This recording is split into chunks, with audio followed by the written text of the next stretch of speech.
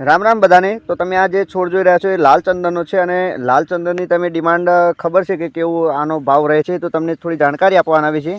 તો આ 1.5 થી 2 ફૂટનો છોડ છે અને 120 રૂપિયામાં આપ્યા છે પ્રતિ છોડના। અને તમે જોઈ શકો છો થોડા દિવસો થયા વાવે તો એને ડૂંક પણ ફૂટવા લાગે છે, ઉપર એનો વધારો થવા લાગે છે।